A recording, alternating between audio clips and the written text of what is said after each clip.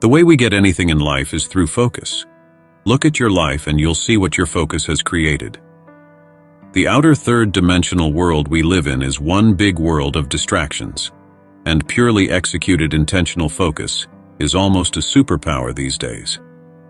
The distractions of life can really put us through our paces if we're the kind of people who zealously desire clear, creative minds.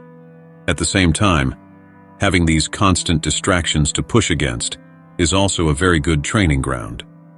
Once we get to the other side of all that, we can say we're truly solid in our mental abilities. We focus on all the wrong things too much of the time. If you've got a quest to achieve an ideal, it's going to take intense concentrated focus.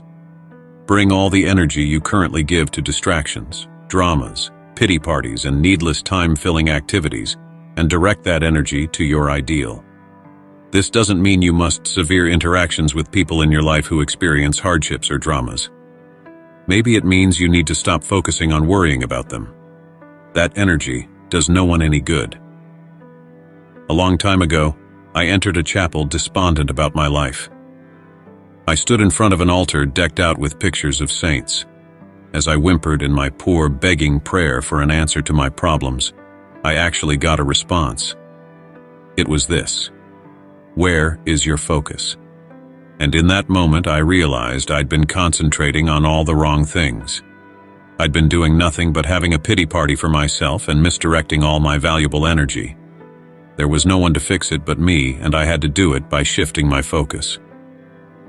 A long-lost friend recently came back briefly into my life, but she came back still carrying the same heavy load of traumas on her back, blaming everyone else for her sorrows. It's like she lugs a big gorilla around with her wherever she goes. Her focus is on what everyone else in her world is doing to her. And as a result, she's marginally happy in her life. It's all a choice. In every moment, you and I make a choice on how and where to devote our mental energy. You need all of the neurons you can possibly intensely devote to your true quest. If you're often directing your neurons to blame, anger, judgment, and sadness, you'll only get more of the same. The frequency, quality, and intensity of your concentration brings you everything you are, experience, and have in life. The meaning of the word intense is interesting. In means the opposite of, or out of. Tense means time. This means that when you focus intensely, you take yourself out of past or present. You're in no time, which is the now. You have taken yourself to point zero where all creation takes place. Now let's look at the word concentrate. Con means with. Center is the root of centrate, meaning centeredness. Concentrate means you think from the very core or center of your being. And since I love understanding the etymology of words so much because they give us insight to the true meaning of life, the history of the word focus tells us it means point of convergence or fire. When we focus intensely, we bring all our energies to one convergence point. We generate an energy so intense it ignites a creative fire. When you focus intensely, you also change your resonant field, your aura, and Merkaba.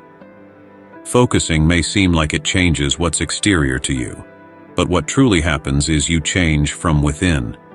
Your midbrain and subconscious go into the action of pulling in divine substance to create that thing you want. Your intentional thoughts also permeate your Akasha.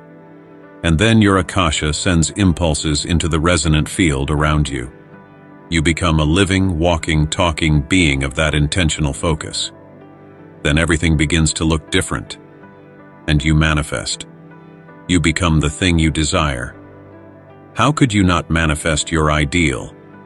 Your life is a product of your mind, 99%.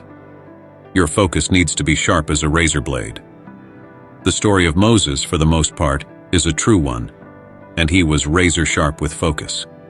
It took an enormous amount of focus for Moses to lead his people out of slavery, chased by the vast army of a wrathful Pharaoh. It took incredible focus for Yeshua ben Joseph, Jesus, to know he was about to demonstrate flesh-body immortality, and to actually pull that off.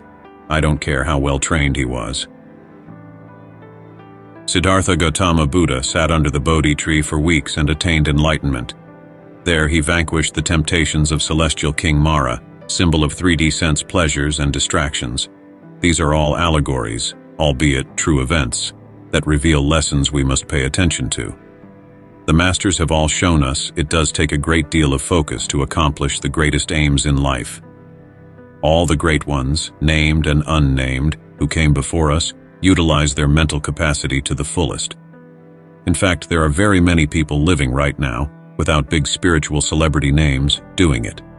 Next to the desire for mastery and every good thing, concentrated intense focus leads us there. Intense focus on an ideal is higher mind consciousness. But you have to practice it.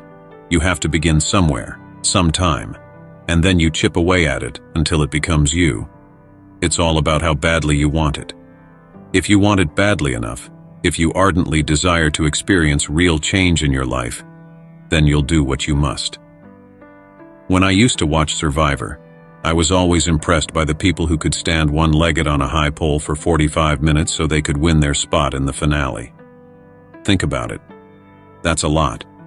Those same people may not have been able to meditate for even half an hour. And I'm pretty positive they couldn't defy gravity and levitate from the ground.